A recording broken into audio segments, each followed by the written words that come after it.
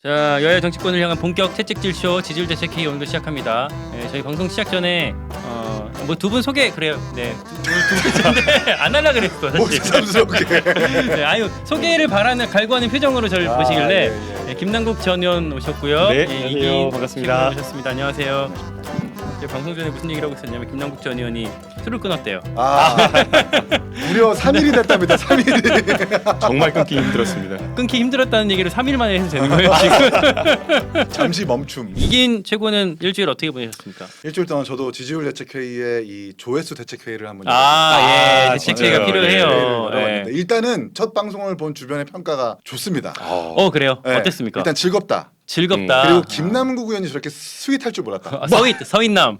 스윗남. 원래 왜냐면 스윗해. 상임위원회에서 되게 날카로운 질의만 했었던 모습을 인식이 법사위에서, 되는데 네. 여기서 잘 웃고 네. 토론 잘하고 아. 리액션 좋은 모습 보니까 김남국 의원 저렇게 스윗한 사람이었나.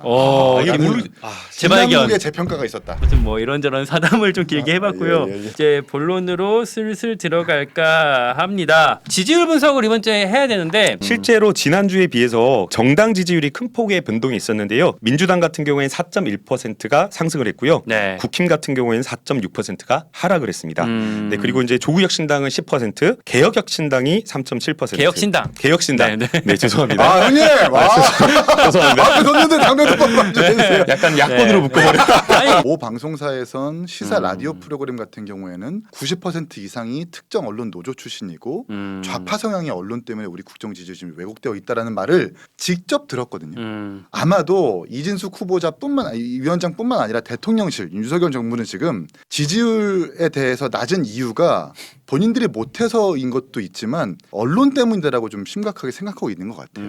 사실 왜냐면 저도 비슷한 얘기를 들은 적이 있던 게 대통령실에서 MBC 때문이다라는 얘기 사실 종종 하니까 네. 특히나 이제 최상병 사건 같은 경우에도 원래는 사실 뭐 그걸 MBC가 했습니까? 뭐 모두가 사실 모든 언론이 다 같이 취재하고 보도했고 그 사건 자체로 사실은 엄청난 파급력이 있었던 사건인데도 불구하고 MBC가 이걸 끌어가서 이게 우리 국정에 되게 어려움이 가게 됐다라는 얘기들을 종종 저 들은 기억이 있어서 민주당이 방송사법을 이제 어쨌든 통과를 시켰잖아요. 그 사법 중에 하나가 MBC와 관련했던 다 MBC, KBS, EBS가 전부 다 포함이 되어 있고요. 그래서 사실은 이런 이야기를 꺼낼 때마다 왜 문재인 정부에서 그때 못했냐라는 비판을 받으면 저희 민주당이 이거는 겸허하게 반성하고 수용을 해야 된다라고 생각을 합니다. 소신 발언. 왜냐면 제가 민주당도 취재를 많이 하니까 인정을 네. 하고. 그러니까 이제 초기하고 그 전반기하고 후반기 국회를 나눠서 봐야 될 것 같아요. 그러니까 전반기 국회 때는 문재인 정부가 할 수 있는 힘이 있었는데 안 했던 거였고요.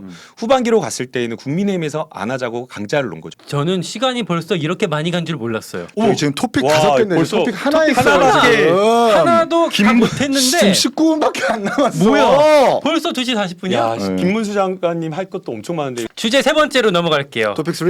사실 이게 어떻게 보면 제일 뭐 이번 주에 그 정치권에서 떠들썩한 이슈 중에 하나였는데 윤석열 대통령과 한동훈 대표 간의 비공개 회동이 있었어요. 지난주 화요일 날 1시간 30분 동안 오찬을 했다고 하더라고요. 회담이 끝나고 나서 아마 대통령실 발인 것 같아요. 인사 관련된 문제, 정책위 의장을 놓고 굉장히 언론에서도 주목도도 높고 당내에서도 굉장히 뜨겁게 붙은 상황이었기 때문에 여기에 대해서 대통령실에서 입장은 당에서 알아서 할 일이다. 라고 이렇게 이야기를 했는데 오후에 저녁 때인가요? 그때 또 정진상 비서실장하고 정진석 말 조심해야 돼. 이 사람아. 어떻게 진상형이 또 글로 가냐? 어떻게 용산까지 가가지고 한 글자 차이로 한 글자 차이인데 큰일 나네. 결국 이제 그런 거죠. 거부권 발동을 충분히 예견할 수 있는 법 같은 경우에는 만약 이재명 대표가 전 이번에 입법 발의하지 않겠습니다. 먼저 대화해 보겠습니다.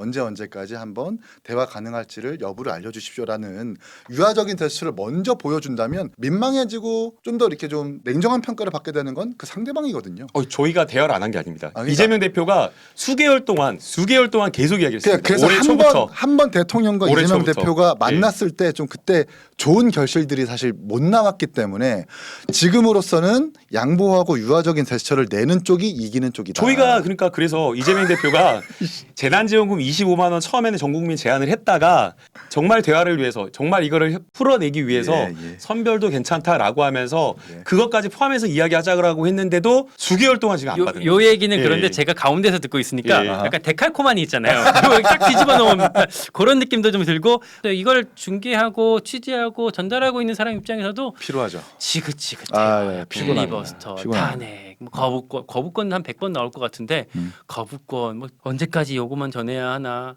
사실 이 업을 하면서도 어떤 때는 되게 뿌듯할 때도 있거든요. 사회의 어떤 부족한 부분이나 어떤 기존 질서에서 해결하지 못하고 있는 부분들을 국회 원내에서 막 투닥투닥 체계자구 심사 되게 까다롭게 진행해가면서 그 법을 어렵게 완성시켜 나가고 조율해가는 모습이 그러니까 그게 정치의 본질이거든요. 어떨 땐 감동이 될 때도 있어요. 네. 아 그럼요. 예. 근데 이 감동을 느낀 지가 너무 오래됐어요. 그러니까 조금 지난하게 이어지더라도 오랜 협상 이렇게 하나하나 주고 받아가지고 아주 그러니까 당장 처리하려고 하는 게 아니라 오래 시간 걸리지만 협상 주고 받아서 아주 소중한 결실 하나 맺는 것 그게 되게 중요하잖아요. 근데 그 전에는 됐어요. 진짜 됐다니까. 정말 문재인 대통령 때는 형님 피지. 아니 티가 아니라 나 F인데